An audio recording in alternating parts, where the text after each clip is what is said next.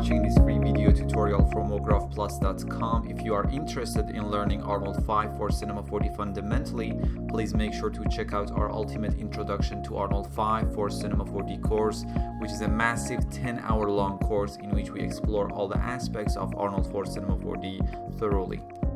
Welcome back to roughness.com. In this lesson, we'll be creating a realistic shader for a vintage black rotary telephone. So before anything, let's take a look at some reference photos. Let's go through them. As you can see, we have a very peach black color for the base color or for the diffuse color. Also, because of that color, we have a very apparent and strong reflection. And depending on how old that phone is or how well preserved it is, it can be very sharp, or it can be, as you can see, very rough and contrasty, or like here. Obviously, we have a very strong Fresnel effect. This is a plastic surface, so a Fresnel value of 1.4 to 1.6 can be used, or even higher if you need. Also, we have that beautiful multi-lobe specular reflections that we discussed in our previous lesson. You can see we have this underlying specular reflection, which is rougher, and then we have this sharper specular layer, and we can recreate that obviously with our specular layer and with our coat layer. Now the specular reflection, as you can see, depending on the particular surface that you are trying to create, can be very contrasty, can be, as you can see, we have this very rough kind of smudges and dirts and residues on tops, and or like this surface, it can be very pristine and it has a very sharp specular reflection. So I'll be trying to kind of mix and match between these examples. Also in this example, if I just find it here, you can see we have these worn out edges and they reveal a secondary material, so we are going to need at least two material to recreate this. The first material is going to be the main black shiny plastic surface, and then we are going to recreate this kind of rougher, brighter material with a secondary standard surface shader, obviously. And obviously we need to create an alpha map, so that secondary material will only appear on these edges, and also, as you can see, it appears occasionally on some other parts of the surface. Okay, so I'm gonna probably try to recreate the let's see,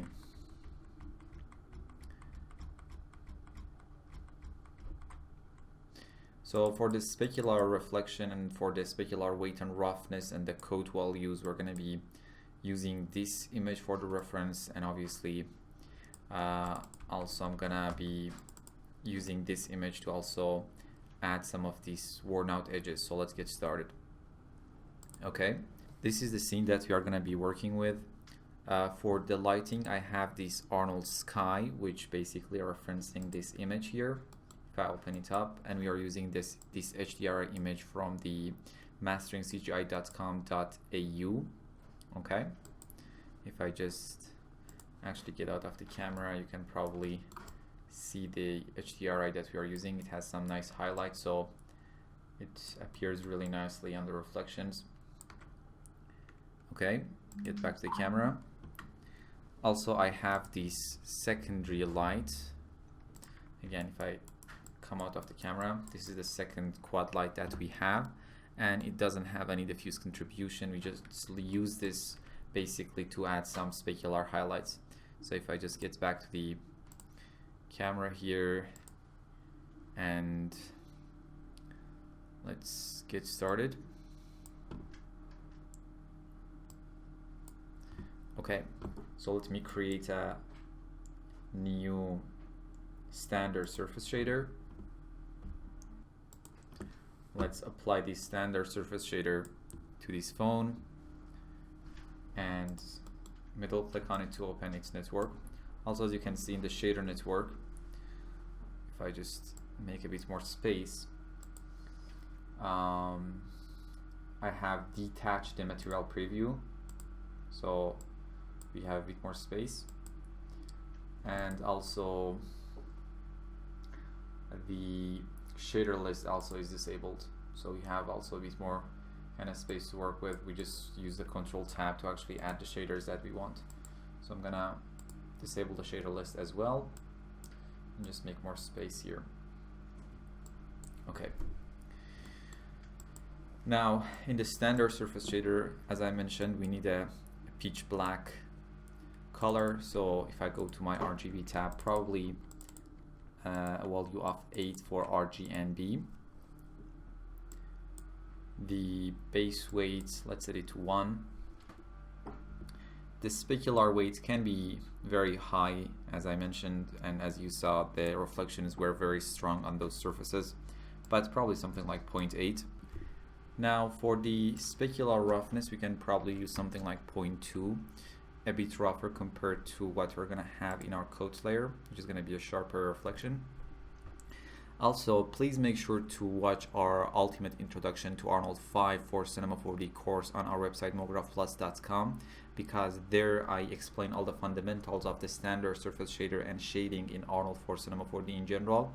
And also make sure to watch the previous free tutorial in Arnold for Cinema 4D, which was tutorial number 66, creating realistic plastic shader in Arnold for Cinema 4D. There I explain a lot of concepts that you should be familiar with before watching this tutorial, and it's a very slow paced tutorial, and I'm going to be a bit more quicker and increase the pace for this tutorial, so you need to make sure that you have watched that tutorial before watching this one. So let's continue. Now for the IOR, probably 1.52 would be enough, and for the coat layer, I'm going to increase the weight probably to something like 0.35, and I don't want the coat layer to be very sharp, so probably the roughness of 0.1 would be enough. And IOR, I'm probably going to use something like 1.4. So this way, if I use a very low value like 1.2 for example, the coating will be only visible on the perpendicular faces to our viewing direction. But if I go to something like 1.45, probably would be enough. It's very visible on the perpendicular faces to our viewing direction, but less visible in this frontal and parallel faces to our viewing direction. Now this is the base shader that we are having, and we are going to be trying to vary these parameters with different textures. And the main parameters that I'm going to be working with is the specular roughness, specular weight, and the coat roughness. So let's get started. And as I mentioned in the previous tutorial, now that we have this range of values, we can, for example, for the specular roughness, think of the 0.2 as the pivot value, and if we connect the texture, we make sure that the texture would be around these values. The bright and dark values of the texture would be around this value, so we stay true to this particular value that we have set here. And depending on the amount of contrast, for example, that we wanted the specular roughness, the bright and dark values of that particular texture can be close or far away from the 0.2 value that we have set here. Now let's start working on the specular roughness map, and we're going to be basing our specular reflections roughly on this image here. So it's going to be very contrasty with scratches and smudges all over the place. So it's going to be contrasty, but in a manageable way. Okay, so let's get started. I'm gonna press Control Tab, load an image node, and for this one we're gonna be using this BW20, and press OK. It has some nice scratches and patterns all over the place. Let me connect this to the Arnold Beauty port.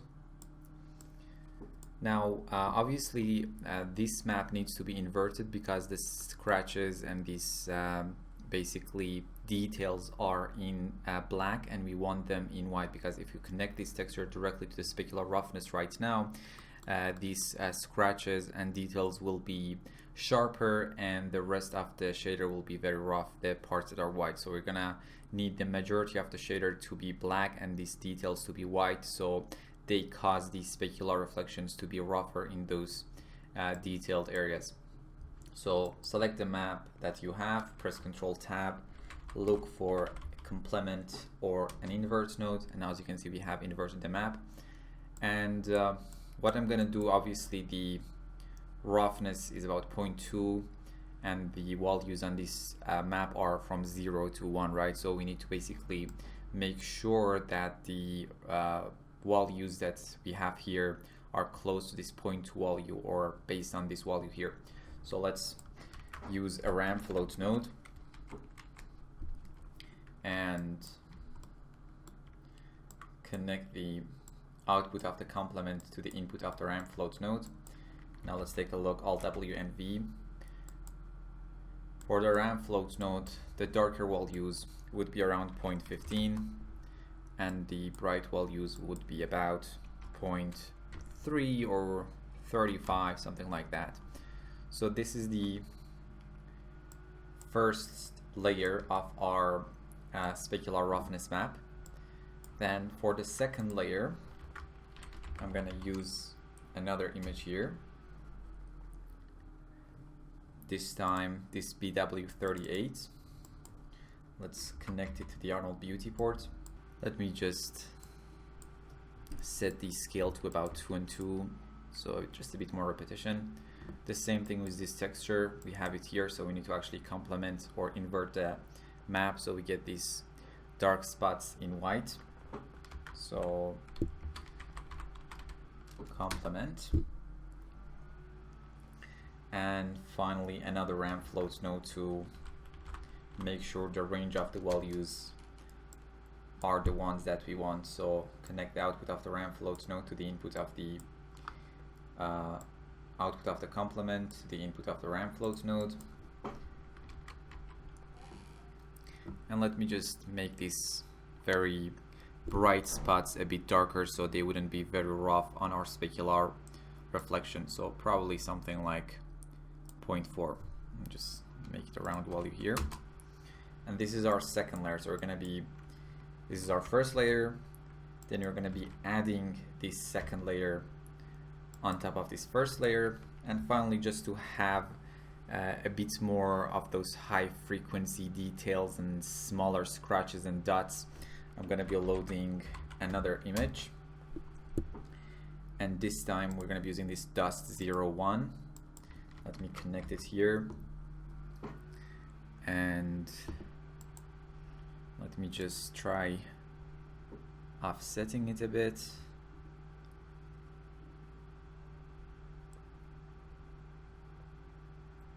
Probably something like this would be nice.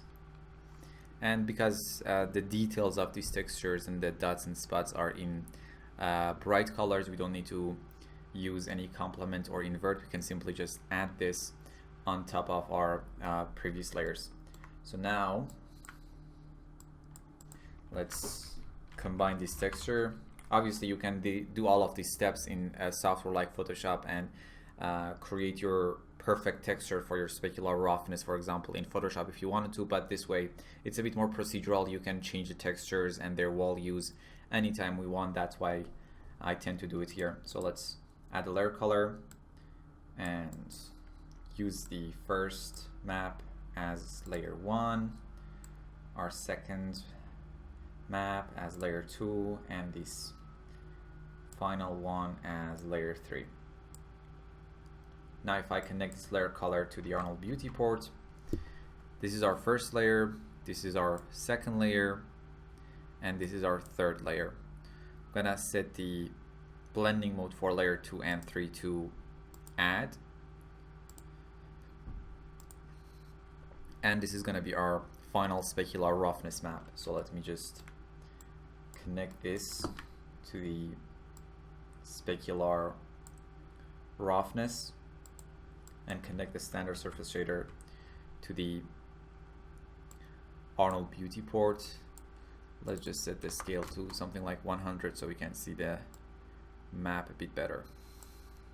Now as you can see, we have these nice specular reflections, and if I go to my specular AOV, you can see what we have here exactly. So This is going to be our specular reflection map, and for the specular weight and the coat roughness, we're going to be using a modified version of this exact map.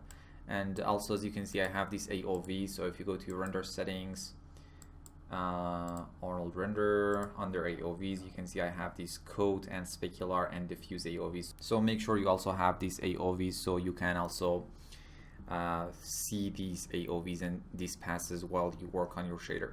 Okay, perfect. Now for the specular weight, I'm gonna be using, as I mentioned, a modified version of this. Okay, so the specular weight right now is about 0.8, and if I connect this map directly, this is what we're gonna have. Now we want an inverted version of this map because right now the bright spots on these textures that is connected to the specular roughness is gonna be rougher, right? And if we connect this map directly to the specular weight, these bright spots are gonna be more reflective compared to these dark spots. And we want the opposite of that because these parts, these white parts, for example, are already very rough because of our specular roughness map. And we want them to also be less reflective because they are rougher, right? So what we can do is to use another ramp float node, okay, and use this as the input. And if I connect this ramp float directly to the Arnold Beauty, okay, so if I just invert this, now this is exactly what we want. So this is exactly what we want. Now the dark spots from this layer color node are becoming, the bright spots from this layer color node are becoming, as you can see, darker in this one, and therefore they're gonna have less reflective if this texture is connected to the specular weight. But in this case, I'm gonna just change the bright values to about 0.8 because that's the specular weight value that we had in mind. We don't want these very high values and bright values for the specular weight.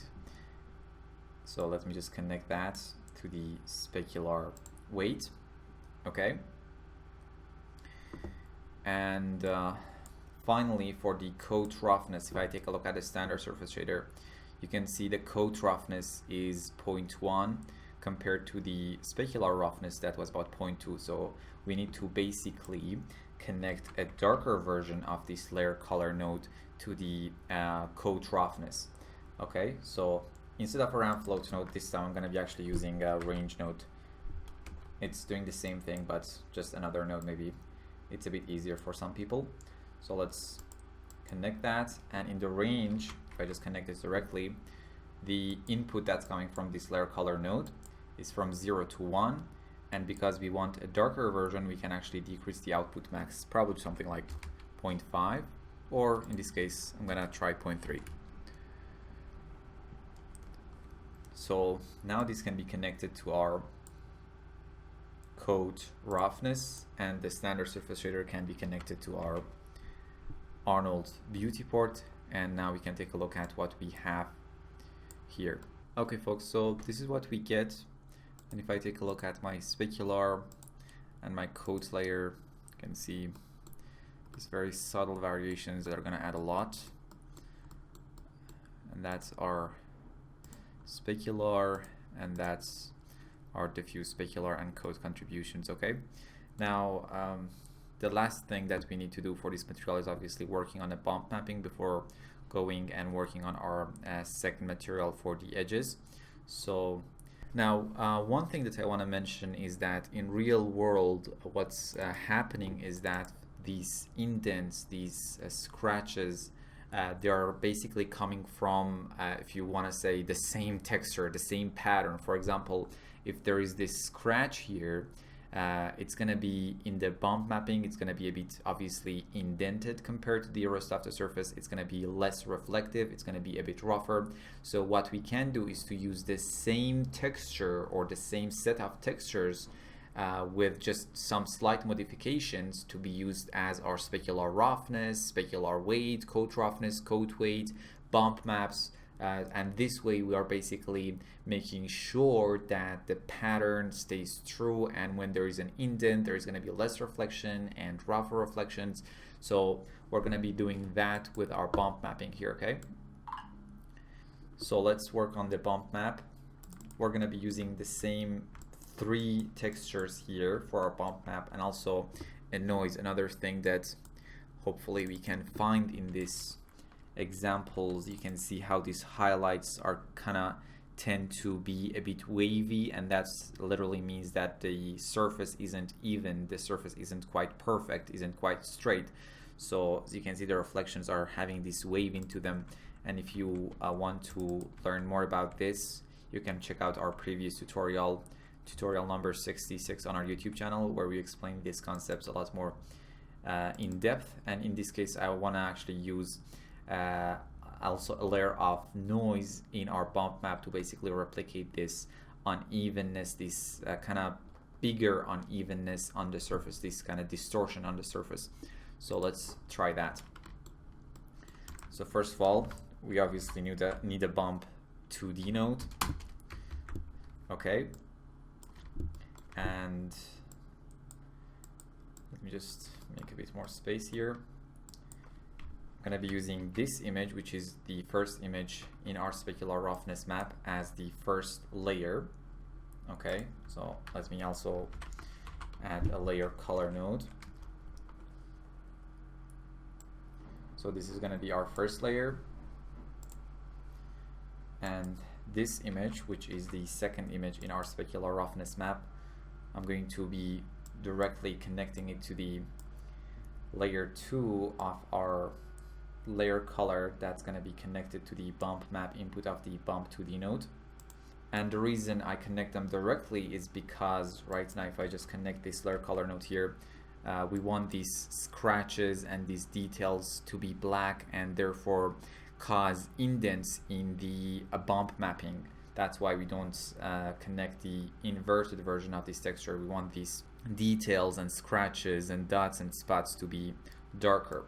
Okay, and then the third layer was this image here, and if I just connect it here, now we need to use a complement for this because the details on these textures are white, which was good for our specular roughness and coat roughness maps. But in this case, we want these spots and dots to be dark, so they cause indents. So let me just Control Tab, complement, and input, and use this, which is this one, as you can see, as our third layer. Okay, and finally that noise map for that general unevenness on the surface. Let me just go to the coordinate tab and increase the scale to probably something like 5, and this is going to be our layer 4. And if I connect this layer color, which is going to be our bump map, now we need to adjust these layers. Let me, for the second layer, increase the layer to alpha to about 0.78. Then the third layer, I'm just going to multiply this. We just want that dark and black values here, and probably decrease the alpha to something like 0.4. And finally we have our noise layer, which is going to be probably something like this. So this is going to be the bump map. So let's connect this to the bump map input of the bump 2D node, and connect the bump 2D node to both the geometry normal input, and as I described in our previous tutorial, we need to also connect it to our coat normal input as well. Okay, again, if these concepts are hard to grasp, please make sure to check out our ultimate introduction to Arnold 5 for Cinema 4D course on mographplus.com, and also it's imperative that you also check out the previous tutorial number 66, in which I explained these concepts a bit more slowly, and you should be able to follow this tutorial well after watching those tutorials. So let me just connect the standard surface shader to the Arnold Beauty. Let me also increase the scale to probably something like 200, so we can see how exactly the bump map is going to be effective. So obviously from this render we can see the bump height is way too much. So from the experience, I know probably something like 0.035 would be a nice and subtle value for this particular surface. So as you can see, it's quite nice. Let me just also check out probably this section here and see how the bump map is on these areas here. Okay, so here you can see we have this very subtle bump mapping, which is what we want for this particular example. And basically we are done with the first part of this shader. We have created our black plasticky part of the shader, and now we need to work on the second part of the shader, which is going to be these worn out edges and these dots and spots and smudges all over the place.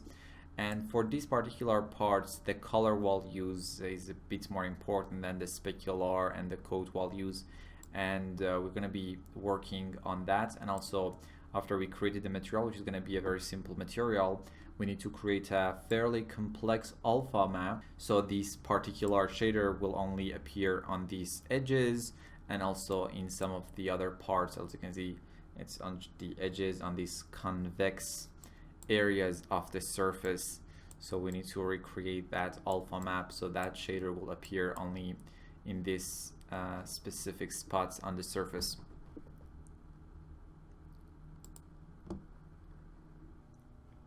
Now for the second standard surface shader, let's create another standard surface shader, obviously. Sorry, not a standard shader, a standard surface shader, all WV. And let me just set the scale to 100%.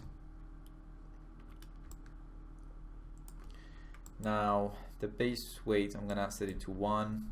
The base color, we're gonna be using some noises to control that, but for now let's set the diffuse roughness to about 0.35 and the specular roughness to about 0.5 as well. Okay, and now this is gonna be the material that's gonna appear on those worn out edges, right? But we're gonna be working on it obviously to make it a bit more realistic, especially the base color of it. So let me just come down here. So for the base color, let me first load a noise and set the octaves to something like 4 and the scales to something like 7. Now let's decrease the contrast between the first and the second color, so probably a mid-gray value like 0.55 and 0.65 for the second color as well, so not that contrasty, because as you can see the contrast isn't that much right here. Take a look at different parts of those worn out edges here. And just I wanted to also add a rusty kind of color to the mix here. So let me control drag this noise node and connect it to the Arnold beauty port here. Let me just set the octaves to 3, the scale to something like 5, just to be a bit different compared to the first noise that we have. And then for the first color, let's use this kind of rusty type of colors. Okay, now we're gonna be mixing these two noise with a mix RGBA node. Okay, so if I connect this to the Arnold beauty port here, this noise map is gonna be our first input. This second noise map is gonna be our second input here. And for the mix amount, let's load another image. In this case, probably this BW8, and we're gonna be using this to mix these two noise. So let's connect it to the mix amount input of the mix RGBA node. That's what we're gonna get. And now let's connect the output of the mix RGBA node to the base color of our standard surface shader. Okay, so let's create that particular alpha map. And the first thing we need to do obviously is to use a curvature map. And if I just lay down a curvature and connect it to the Arnold Beauty, this is what we get. We have discussed curvature shader in our ultimate introduction to Arnold 5.4 Cinema 4D course at mographplus.com extensively. As you can see, we have a black and white input based on the convex concave areas of our surface. In this case, we are interested in the convex output. Let me decrease the radius to probably 0.05. Sorry, trying to, or 0.01. Okay, and as you can see, we have those edges that we are interested to reveal our second standard surface shader on, right? And let's decrease the spread to about 0.9. And the bias to probably all the way to 1. And now if we use this curvature map, okay, what we're going to be doing is we're going to be using a layer node, using this first standard surface shader as our first layer and this second standard surface shader as our second layer, and we can then use this curvature map as the basically the alpha map for the second layer. So let me just show you how it's going to work. If I just add a layer node, in this case we're going to be adding a layer node because we are basically going to blend surface inputs, not texture inputs. So let's use this layer, connect the output of the first standard surface shader to the layer 1, and connect the output of this second standard surface shader to layer 2. Now if I connect this, and if I increase the layer 2 alpha, now we only see the second surface shader. But if I use this curvature map as the layer 2 alpha and connect the layer called this layer node to the Arnold Beauty, now as you can see from this preview, the second standard surface shader will only appear on the white parts of our curvature, which basically appears on the convex parts of this surface. Okay, now we want to just make this curvature a bit more complex. We want to break it apart, add a bit more detail here, like we see in this example. You can see it's not a straight line. We have all of these details that needs to be recreated here as well. So let's do that. Let me stop the IPR for now. And the particular value that actually can be used to add that details and break the curvature apart is going to be this multiply. So if I, as you can see, increase this value to something like 3, you are going to have a stronger effect. So imagine if we connect a black and white image to this multiply node, we can simply break this apart. So that's what we're going to be doing here. So let me just zoom in here, Control Tab, Image, and this time we're going to be using this BW7. Let me just take a look and see how it appears on the surface. Okay, so this is good. I'm just going to increase the scale to probably something like 2 and 2. We just want to make sure to have some of these kind of details and this contrast on the edges, right? And obviously this one single image won't provide that. So what I'm gonna do, I'm gonna just use the same texture, this exact image, and just modify it and layer it up, and that will be our multiply input for the curvature. And the way I'm gonna do it is, let me show you. So I'm gonna again use a layer color node. Let's use this map as our first layer. Now to modify this image and basically kind of rotate it, work on the repetition and scale, we can use a node called UV transform. So I'm gonna press Control Tab and search for UV transform. Use the image as the pass-through input, and if I connect the UV transform to the Arnold Beauty, now we can just adjust the map a bit, and then we can add this to our original image and add a bit more basically details. Okay, So in this case, let me just set the rotate frame to something like 120 and the scale probably to something like 1.5, just a tad smaller compared to our previous image, right? Now we have this, and if I use this output as the layer 2 and connect this layer color node to our Arnold Beauty and increase layer 2 alpha and set the blending mode to add, now as you can see we have a much busier map compared to when we only had this image, right?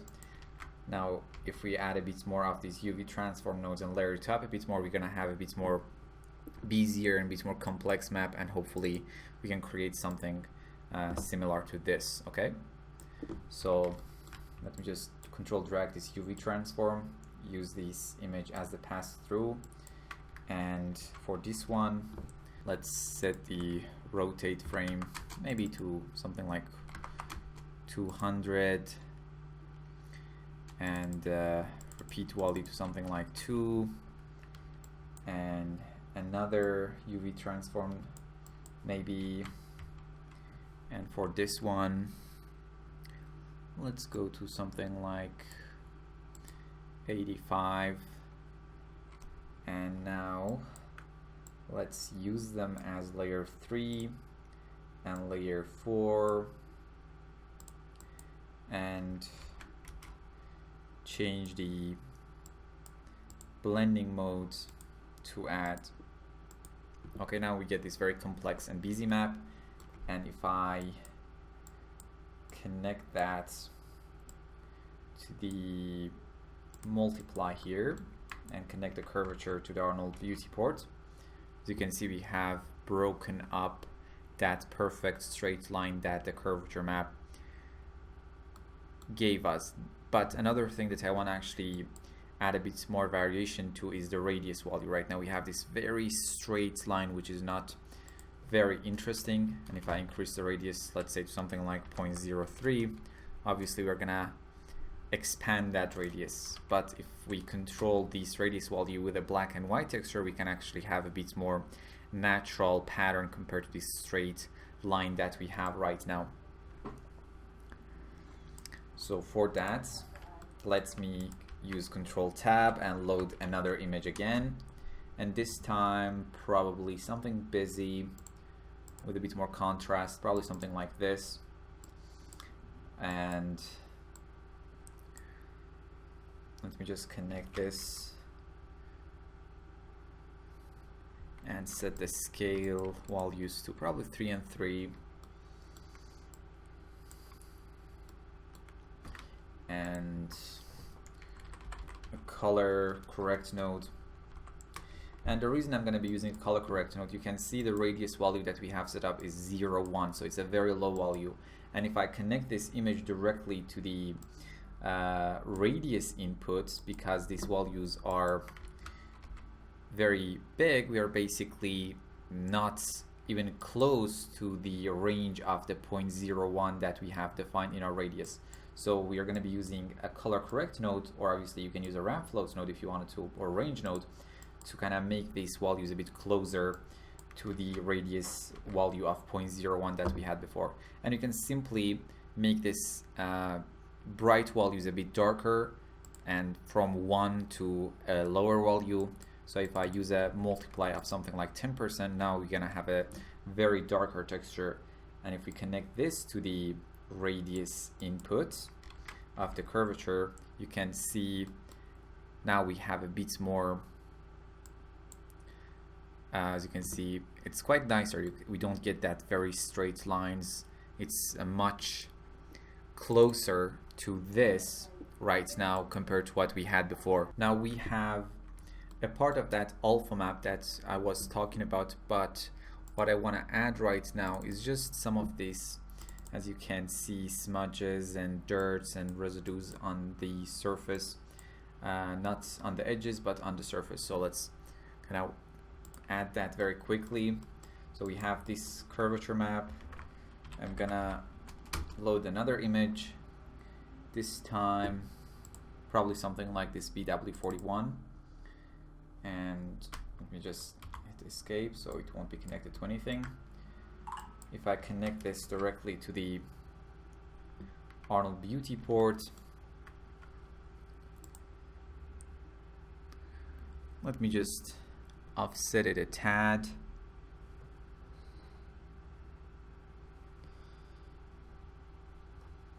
Probably something like 0.6, 0.7, and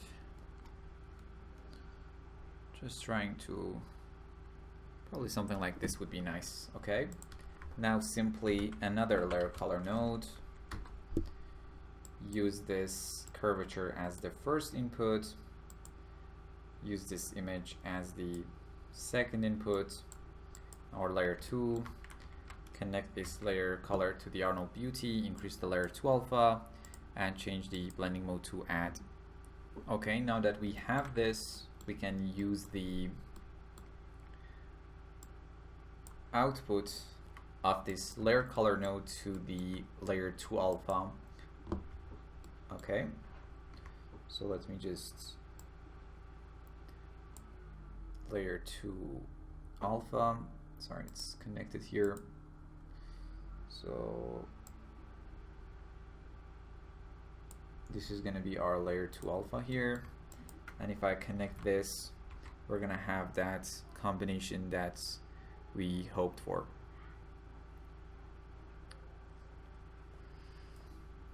Okay, so from this preview, what I'm probably going to do is to go to the color correct node that is connected to the radius input, and actually just increase the multiply value to about 15%, so the effect of that curvature is a bit more obvious. Okay, that is better. And finally, we want just to add a small bump mapping to this second standard surface shader. So if I just add a bump 2D node, let me just probably add it to here, and we can use the output of this layer color node, but obviously we need to invert it because we want to make these basically brighter parts to basically be indented a bit.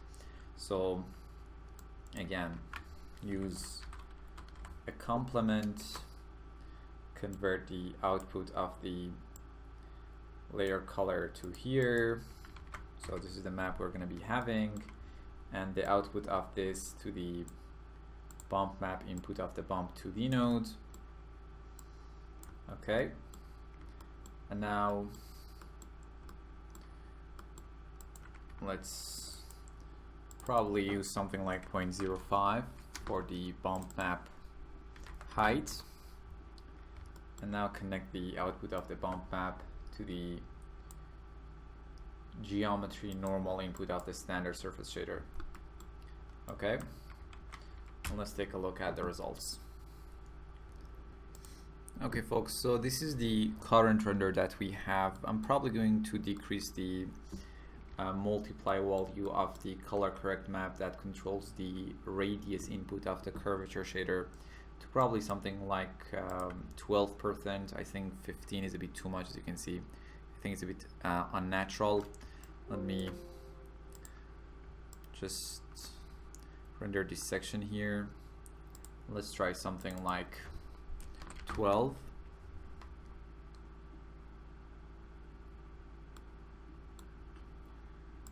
The original value of, I don't know, let's try 11. I think this is a lot better. It's a bit more natural. They're just expanding a bit too much with the multiply value of 15, so I'm gonna use the value of 11 here, and this is gonna be our final shader. So this is what we have. Okay, it looks complex, but it really wasn't that complex if you have been following this. Okay, and for the final render, let me just go to the render setting, and let's increase the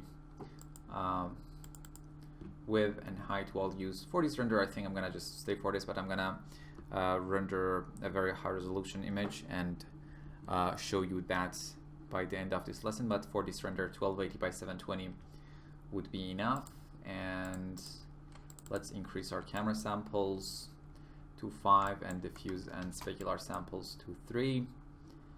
Make sure we have enough light samples as well. So let me increase the samples for this one as well, something like 4.